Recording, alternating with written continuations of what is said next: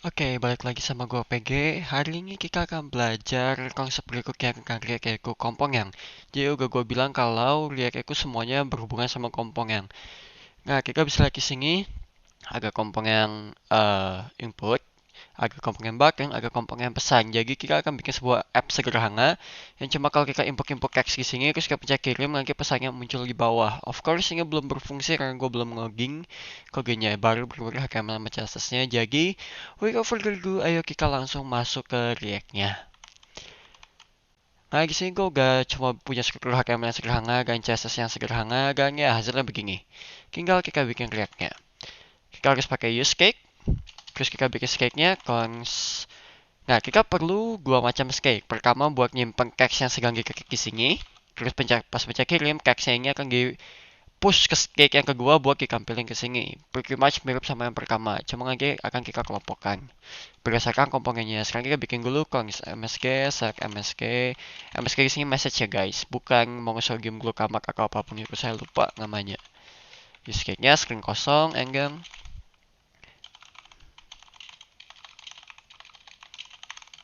Kita bikin list MSG dan use list MSG. Pesan ke saku. Oke, nah harusnya kan setiap teks akan ditampilkan ke komponen yang abu ini kan kalau kalian inspect komponen yang abu ini adalah give message. Artinya kita harus ngeloop ini. Berarti kita akan di sini bikin list msg map row. Nah, untuk setiap row kita akan return give class name message dengan isinya adalah row itu sendiri. Nah, harusnya jalan. Ini list MSG-nya agak pesan ke saku, kita save, harusnya muncul. Oke, kalau kita tambahin elemen berikutnya, pesan kedua harusnya muncul.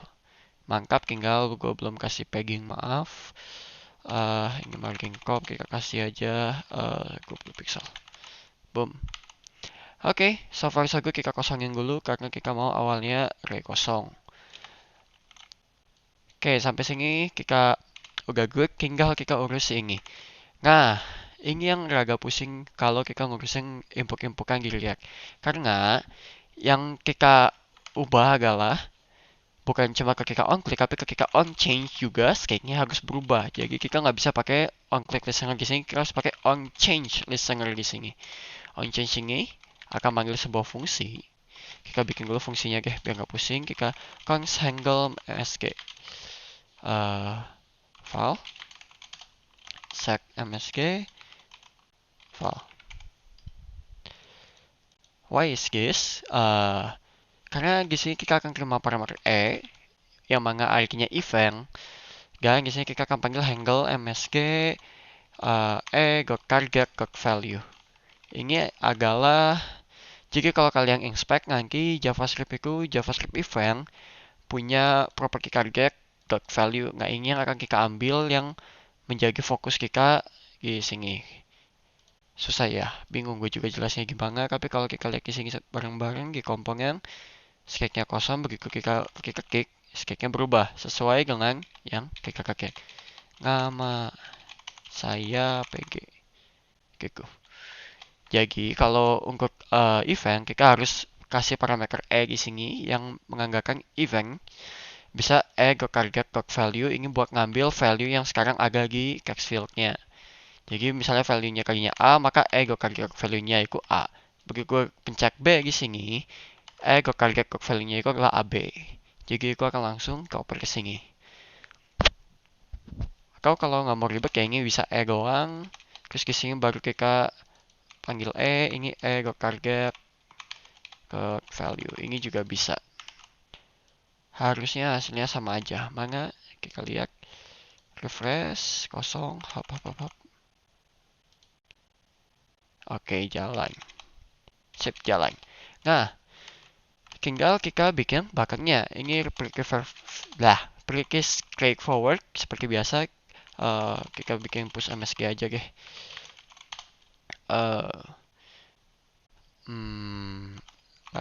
Target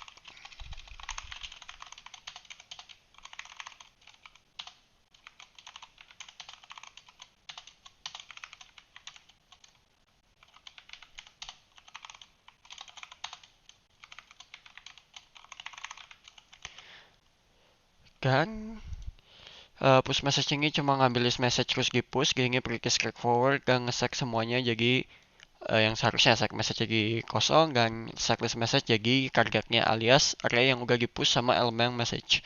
Jadi kita tinggal panggil ini pas button on click Bambang on click kita panggil push msg dan harusnya masalah selesai. Case boom, case 2 boom. Tapi kenapa dia nggak refresh? Kenapa dia 30? Kalau ini gua ubah gini, ya kenapa gua carry function di sini harusnya nggak perlu. Gua refresh, cache kosong. Kenapa 30? Oh, 30 karena input di sini kita harus set value-nya itu harus sama dengan MSG. Jadi value-nya ini akan selalu sama dengan value yang ada di dalam skeg ini. Kita coba, kita refresh dulu, cache, boom. Skegnya kosong, ini jadi kosong. Cache apapun itu. Nah, oke, so far so good. Nah, React mengenal yang namanya komponen. Jadi, so far kita cuma main sama satu komponen yang namanya app. And this is not a good practice karena justru React itu powerful di masalah reusability-nya alias kode yang bisa dipakai berulang-ulang. Gimana cara bikinnya dengan kita bikin komponen. Nah, di sini apa yang berulang? Messaging berulang. Makanya kita bisa kelompokin ini dalam satu komponen. Nah, gimana caranya? Kita tinggal bikin di sini di luar const app kita bisa bikin const message misalnya dengan huruf besar yang terima parameter text.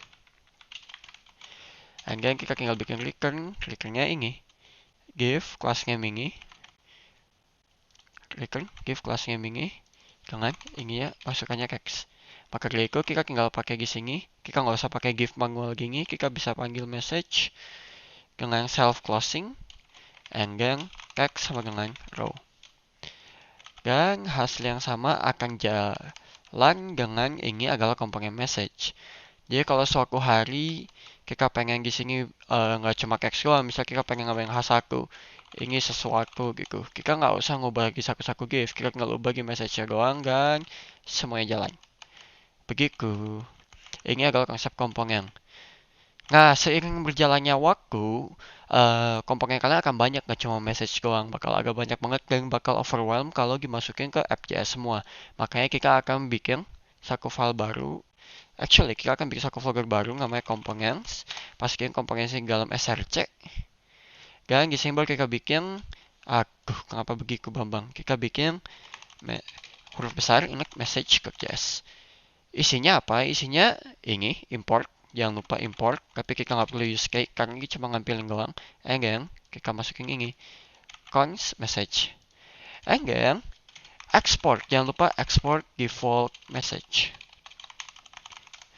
Kenapa? Karena file lain nggak kenal message itu apa. Makanya kita harus export dia supaya bisa diakses oleh file luar.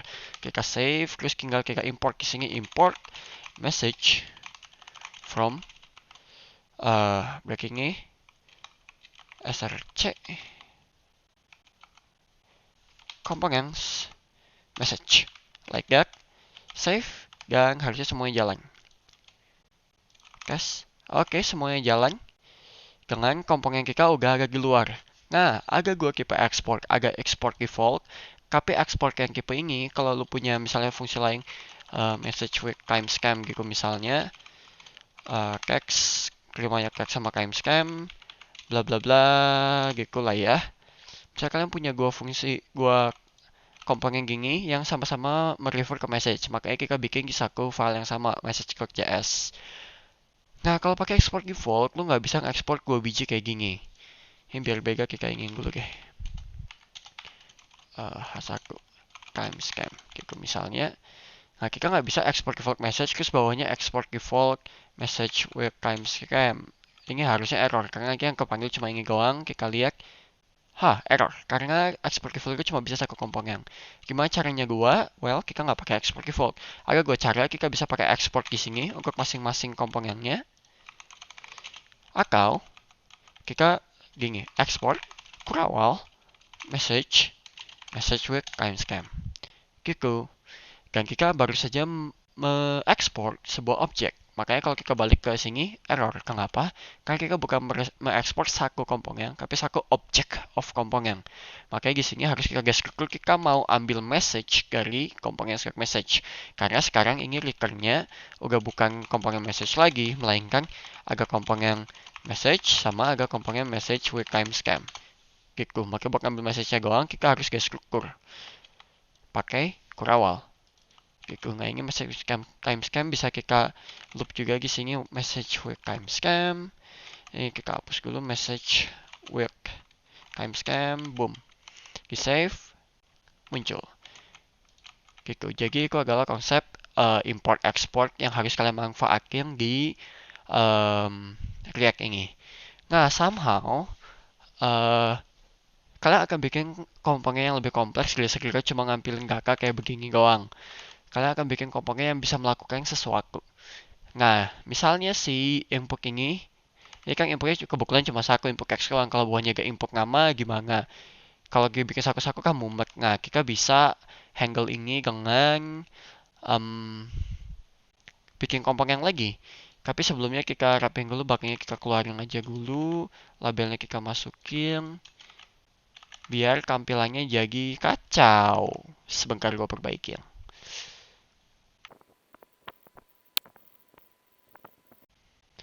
Oke, anggaplah begini dulu, input text.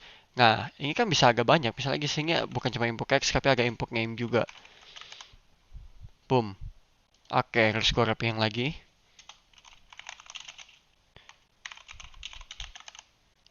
Oke, misalnya kita akan agak banyak input yang ini bakal overwhelm. Kalau ditulis manual begini. Nah, kita bisa bikin komponen yang lebih kompleks. Jadi kita bikin dulu aja. Misalnya input ke CS. Di sini kita lakuin hal yang sama kayak kita lakuin di message. Cuma bedanya namanya sekarang jadi misalnya input row gitu. Karena kita menganggarkan input sebaris yang isinya ada label sama input fieldnya. Nah, apa yang di-return? Yang di-return banyak. Nggak banyak sih sebenarnya. Kita ambil dulu ini, si form row ini. Karena kita kan udah tahu satu blok ini akan menghasilkan satu baris ini. Jadi ini adalah komponen kita. Kita return di sini. Dan harusnya akan agak banyak error karena kita nggak kenal apa itu on change. Dan value-nya juga nggak kenal.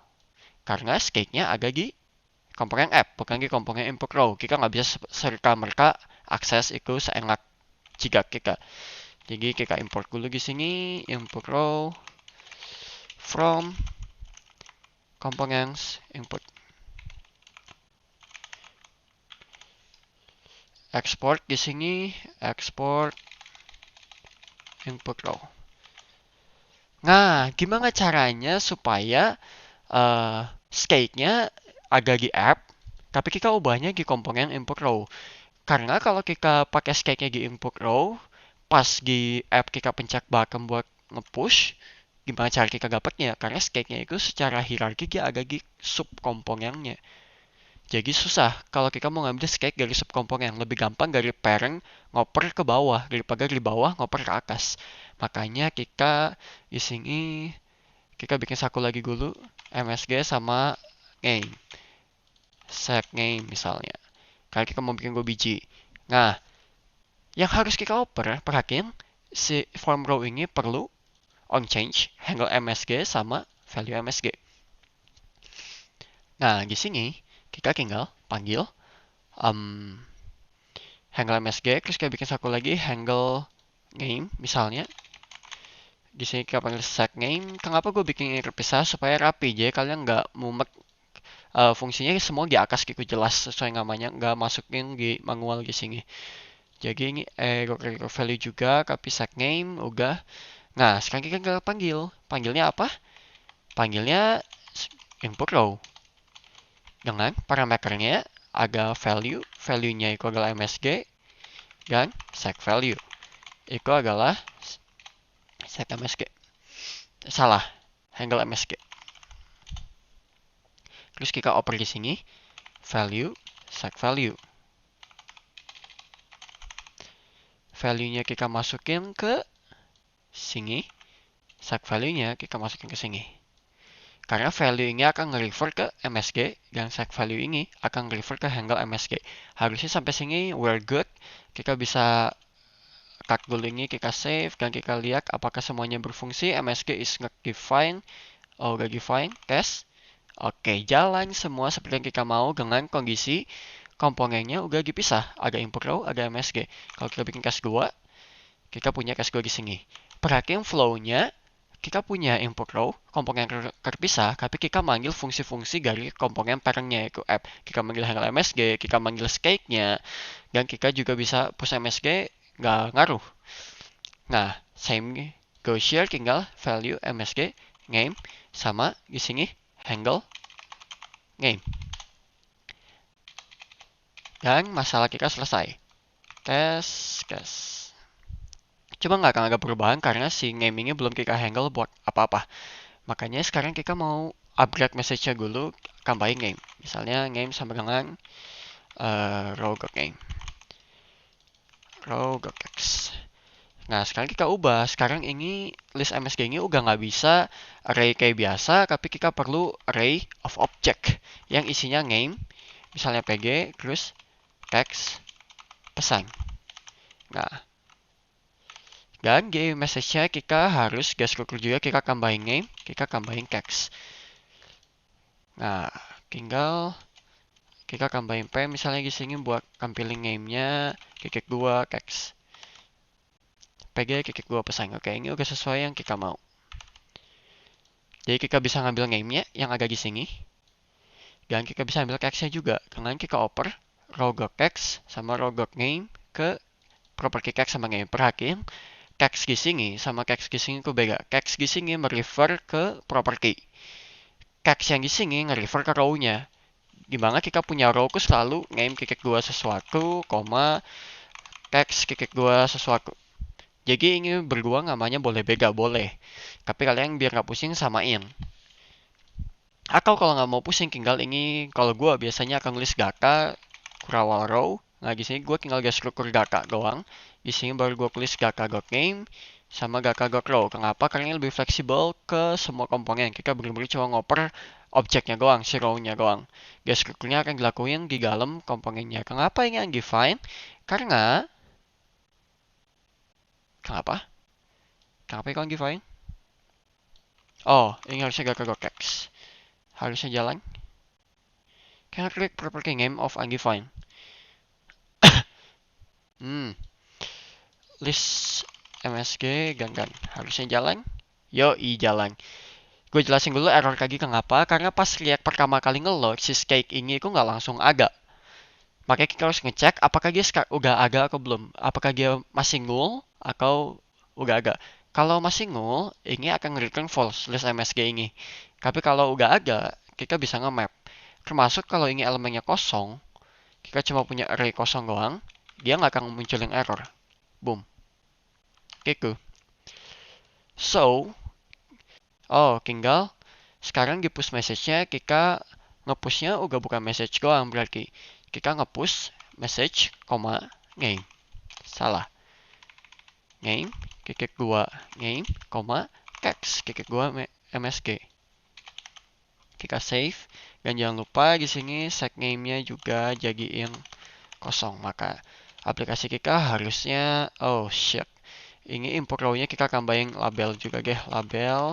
Labelnya itu ini pesan.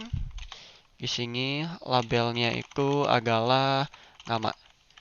Nah, di sini di input gue tinggal ambil lagi label. Nah, di sini gue akan masukin label. Label. Oke, sesuai. Jadi kalau mau bikin satu lagi misalnya usia, ya tinggal bikin gini dan kelar. Tinggal bikin skate barunya juga. Dan harusnya sekarang pesan dari PG. Namanya PG. Kirim. Oh, semuanya berfungsi dengan normal. Pesan Ivan.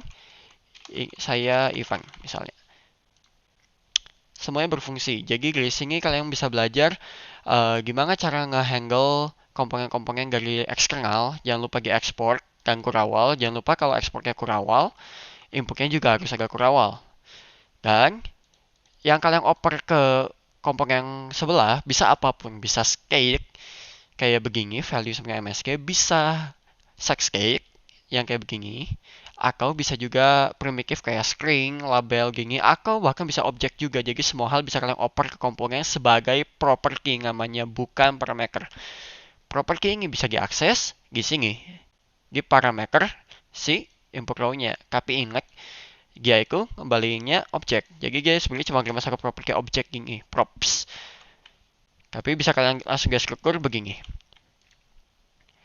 Jadi ya mungkin segitu aja video gua tentang komponen React dan gimana cara kalian ngoper-ngoper fungsi juga skate di React, dan bonus kalian ngehandle array of object di sini yang akan sangat berguna nanti kalau kalian bikin aplikasi beneran. Jadi ya mungkin segitu aja video dari gua. Semoga kalian suka dengan videonya. Kalau enggak juga ya udah, sampai jumpa di video berikutnya. Bye.